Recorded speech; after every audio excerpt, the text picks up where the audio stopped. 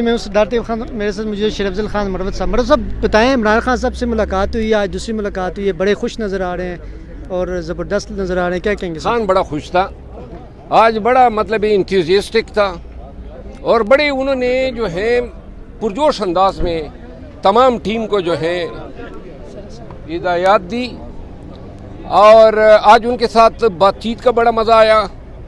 اور خان صاحب نے مجھے یہ کہا، بلکہ سب کے سامنے، کہ آپ کی جو صلاحیتیں ہیں اس سے بھرپور مستفید ہونے کا وقت ہوا چاہتا ہے. 8 ستمبر کو جو ہے آپ پھر جلسہ کرنے جا رہے ہیں. 8 ستمبر کو جلسہ علی امین خان کرے گا. خان کے الفاظ ہیں کہ علی امین خان اس جلسے کا واحد ذمہ دار ہوگا. سر، مخصوص نشستوں کے وجہ سے فیصلے پر عمل درآمد نہیں ہو رہا، اس وجہ سے کیا کہیں؟ ہاں، یہ بات ہوئی اور اس کا خان نے ذکر کیا، اور انہوں نے کہا آپ لوگ فیصلہ کریں کہ اس فیصلے پر عمل درآمد کے لیے پارٹی نے اسٹریٹجی ڈیوائز کرنی ہے. تو اسی لیے 8 ستمبر کے جلسے میں اس کا بھی اعلان ہوگا. سر، جلسے سے کیا خان صاحب کی رہائی ممکن ہو سکے گی یا کوئی نئی طریق خان کی رہائی جلسے، جلوسوں، دھرنوں اور ایجیٹیشن سے ہی ممکن ہوگی. سر، جو جلسہ منسوب ہے 22 اگست، اس پر ورکر ابھی تک تنقید کریں لیڈرشپ پر، اس پر کیا کہیں گے؟ ورکر کی تنقید بجا ہیں، جائز ہیں. خان صاحب نے خود آج اس پہ افسوس کا اظہار کیا، انہوں نے کہا نہیں ہونا چاہیے تھا اور آئندہ اس طرح کبھی نہیں ہوگا. سر، عدالتوں کے وجہ سے کوئی قانون سازی اگر کی گئی تو اس کو کیسے روکا جائے گا؟ اس سے پہلے بھی حکومت قانون سازیاں کرتی رہی، آپ لوگ صرف واک آؤٹ ہی کرتے رہے، پروٹیسٹ، شور شرابہ ہی کرتے رہے، کوئی پریکٹیکل جتنے یہ قانون بنائیں گے اور جتنے اقدامات اٹھا رہے ہیں، اپنا چہرہ مزید مکروہ تر کرتے جا رہے ہیں. کیا کریں گے کہ یہ جسٹس جو نیا چیف جسٹس بن رہا ہے منصور علی شاہ صاحب، یہ ہمیں قبول نہیں ہے، اور کہیں گے کہ جی ہم سینیورٹی اصول جو ہیں اس کو وائلیٹ کرنا چاہتے ہیں.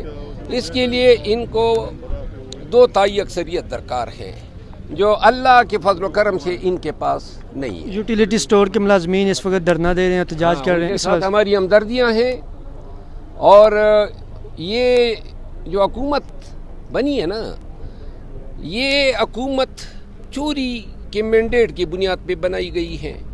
اب چور جب کوئی چیز چوری کر کے اقتدار سنبھال لیتا ہے تو وہ خدمت کے لیے آتا ہے، وہ اس چوری کے فائدہ اٹھاتے ہوئے پورے خزانے پہ جو ہے واردات ڈالتا ہے. اب عوام کا جو اشر ہوا ہے، جو مہنگائی ہے، دن بدن صورتحال بگڑتی جا رہی ہے. سرکاری ملازمین جو ہیں وہ رل رہے ہیں، اور پہلی دفعہ تاریخ میں مڈل کلاس جو ہیں وہ کرش ہوا ہے. تو لہٰذا یوٹیلیٹی سٹور کے ملازمین، اور اس کے بعد اور بھی پی آئی اے کے ملازمین کی باری آنے والی ہے، سوئی نارن کے امپلائیز کی باری آ رہی ہے، وابڈا کے ملازمین کی باری آ رہی ہے. تمام سرکاری ملازمین کو متحد ہو کے اس ظالم حکومت کے خلاف ہمارے احتجاج کا حصہ بننا چاہیے. لاسٹ میں بتائیں، فائر وال کی جو حکومت نے تنصیب کی، اس کو کیسے دیکھتے ہیں؟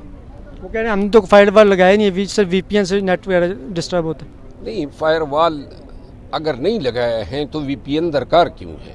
وی پی این تبھی درکار ہوتا ہے جب آپ نے بریچ کرنا ہو فائر وال کو.